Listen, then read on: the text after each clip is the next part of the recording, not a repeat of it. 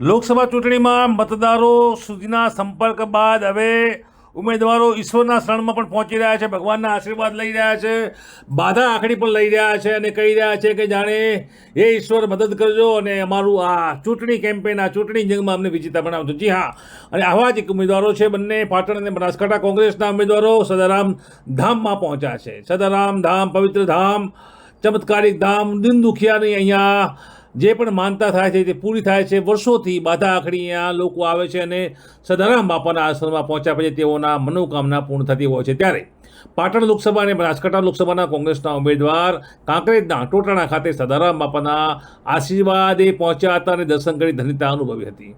પાટણ લોકસભા કોંગ્રેસના ઉમેદવાર ચંદનજી ઠાકોર ટિકિટ મળતાની સાથે જ સદારામ બાપાના આશીર્વાદ લઈ પ્રચારના શ્રી ગણેશ કર્યા છે. સંત શ્રી સદારામ બાપાને ખેસ પહેરાવી બંને ઉમેદવારોએ જીતની આશા વ્યક્ત કરી હતી. મોટી સંખ્યામાં અહીં કાર્યકર્તાઓ સાથે થરા, ઝાઝાવાડા, વાળીનાથ મહાદેવ, દેવ દરબાર, જાગીરમઠ અને તેરવાડા ચેહર માતાજીના પણ દર્શન કર્યા હતા.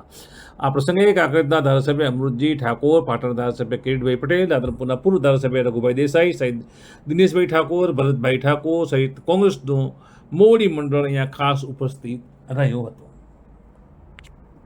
આ વિસ્તારની અંદર પૂરો નારદ થાય ઉત્તર ગુજરાતના સૌ વિશેષ બનાસકાંઠા અને પાટણની અંદર વિપલજોય વાવાઝોડાની ભયંકર અસર થાય,